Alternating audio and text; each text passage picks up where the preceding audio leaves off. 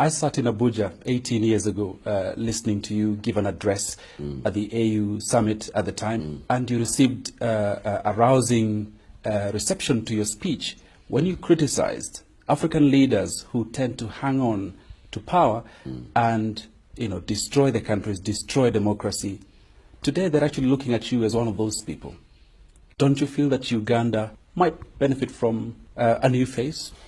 What we need, my young friend, is not transitional, just transitional power. Yes, we have not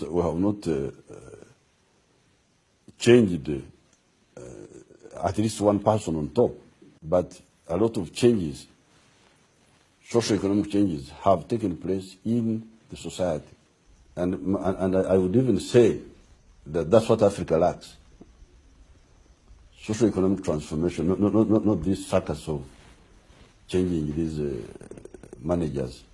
On the backdrop of SG's visit to the hospitals in an ailing state recently, police blocked him from accessing Kitagata Hospital.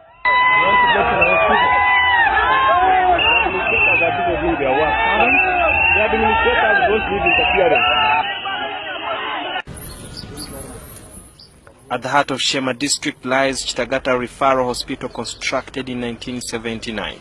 Once a functioning hospital with a state-of-art equipment, today Kitagata looks like an empty shell. Only twice in the last 34 years have the hospital walls been plastered with a fresh coat of paint and renovation works carried out. Every day, thousands of patients from the districts of Rubirizi, Bushenyi, Mitoba, Tungamo, and Rukunjili flock the only referral hospital in the region in search of treatment. Yet this hospital lies in an ailing state, grappling with a number of challenges. In the women's ward, the beds and mattresses are barely enough. We used to have blankets and the bed sheets, but these days we don't have. This is a bed that was supposed to be used within this very ward, but most of the beds have outgrown their usefulness.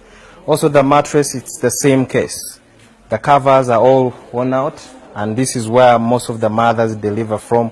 And I can see a very, very big spot of blood on the mattress. And of course, this is very dangerous for any other mother who could follow and give birth on the same mattress. You can easily get infections because of this contamination. So this we received the In the maternity ward, there is only one bed donated to the hospital and used for delivery.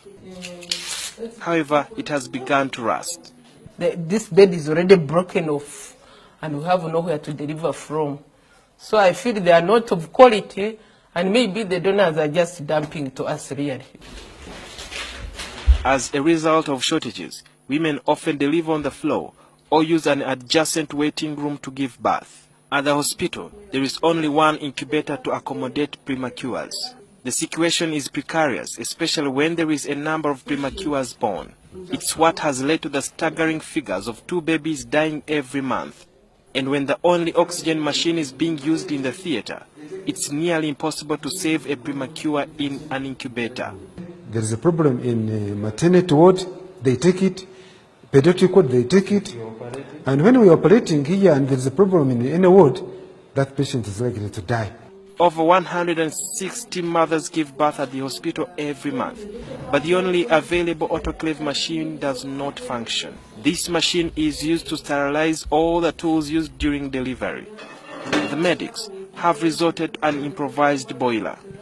In the theater, the situation is also appalling. With rusty equipment bought more than 3 decades ago, it can hardly function. Moving up, now it has come up, but something. The beds in the theater use improvised lights during operations. When you are having an emergency, then you can get problems, because the thing will not quickly do what you want. The hospital is also understaffed. Instead of having 15 midwives, the hospital has a paltry 8, and out of the 7 doctors required, only 3 are available. There are only 12 nurses out of the mandatory 35. Doctors at telecenter force were increased 2.5 million per month. At general hospitals, nothing was done. Now, a person getting 1 million at a district hospital, general hospital, and an equivalent doctor getting 2.5, it actually becomes hard for you to manage this other one. Because he needs to survive as much as the other person who is working at health center for. I'm just a diabetic case, and when time for taking drugs comes, even I at times miss the drug because of being alone. The sewage systems have also broken down, and nearly all the toilets in the hospital are not functioning. The Ministry of Health called for a quick quotation for the water and sewage system, which we sent to them, that was in the range of 599 millions. Now, 599 millions is this hospital's money that comes from center plus 4 years. Although the staff here continue to serve selflessly, working beyond the hours of the schedule to save lives, government needs to come to the rescue of Kitagata Hospital, which lies in a derelict state. Sudil Biarhanga, NTV.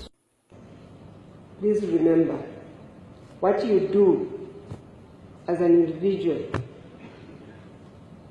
may actually help to either let Uganda pass this test or fail it. Because what we tend to do is judge, stand in one place and judge what everybody else is doing. Do you wake up sometimes and feel, you know what, this is too much for me. This is too much. You don't feel appreciated enough. It doesn't matter, because I'm not working for, I'm working for myself. I'm not working for other people. I'm working for my grandchildren, for my children.